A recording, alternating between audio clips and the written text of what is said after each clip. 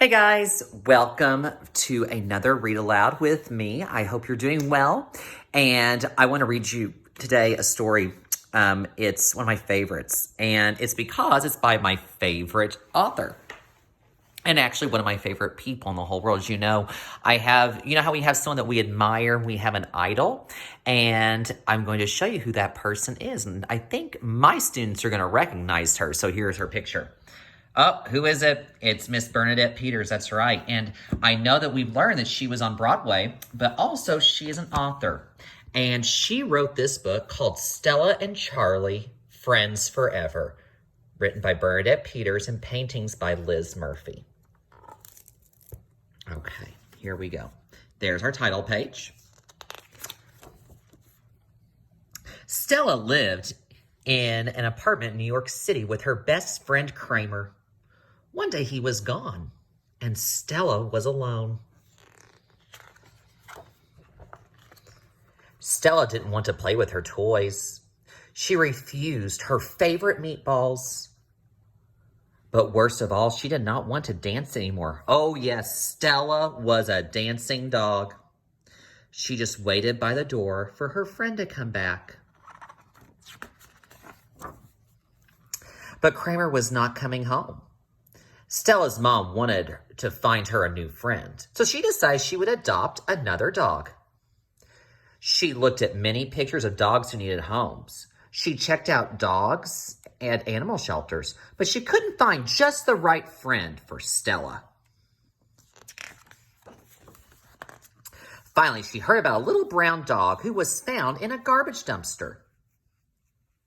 Oh, look at the little dog. A lady heard the frightened puppy's cries and rescued him. The dog, who answered to the name Charlie, was taken to an animal shelter in Texas. And Stella's mom was in New York, 2,000 miles away.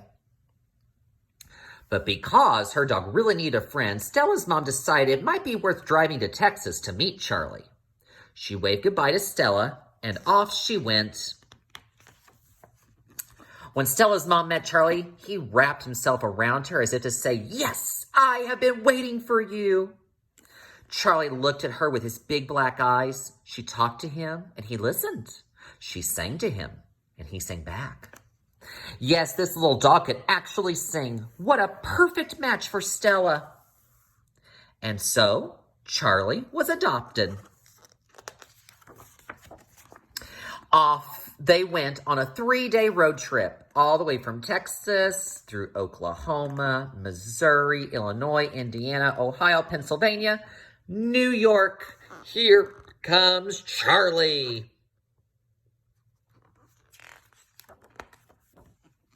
Charlie spent his first night in the hotel in Missouri. He had a plain hot dog from room service for dinner. No mustard, please. Charlie was so happy he did a little thank you yodel. But he was excited to have that hot dog. The next day, they were on their way again. Let's go, Charlie. It's going to be a long drive.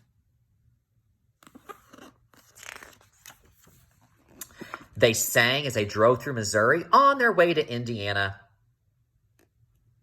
Charlie became car sick. Yuck! They stopped for a while so he could go for a walk. The sun shining on the gateway arch made a rainbow of color. This made Charlie feel much better. When passing through Columbus, Ohio, they visited the Surratt Topiary Garden. Charlie smelled everything in the garden. Delicious. He liked the dog, but his favorite sculpture was the monkey. Do we see the sculptures? A topiary is like a bush, a plant that has been shaped into an animal or some type of shape. They drove through Pennsylvania on their way to New York City. It was decided Stella and Charlie would meet in the park. Stella sniffed Charlie. Charlie sniffed Stella. Stella chased Charlie. Charlie chased Stella. They jumped, they ran, they played. Then Stella led Charlie home. She knew the way. She wanted to play and show Charlie around, but he wasn't interested. He preferred being held and kissed. It took a few days before Charlie was comfortable in his new home. Stella taught him the rules. Don't jump on the guests. Always eat in the kitchen. No chewing on chairs. And don't piddle on the floor.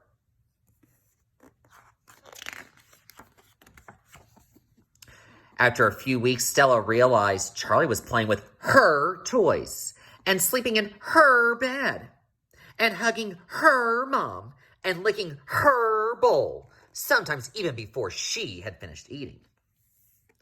Stella wanted a friend, but she didn't want to share. Not her toys, not her food, but most of all, not her mom.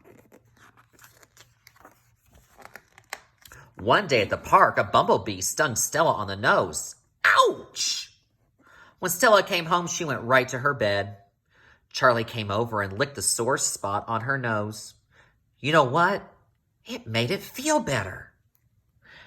Then Charlie brought Stella one of his toys, and Stella gave him a kiss. Later, the two of them played together. Stella shared her toys. She even allowed Charlie to lick her bowl. On rainy days when they could not go to the park, Mom sang and played the piano. Stella danced, and Charlie yodeled. Stella had a forever friend, and Charlie had a forever home.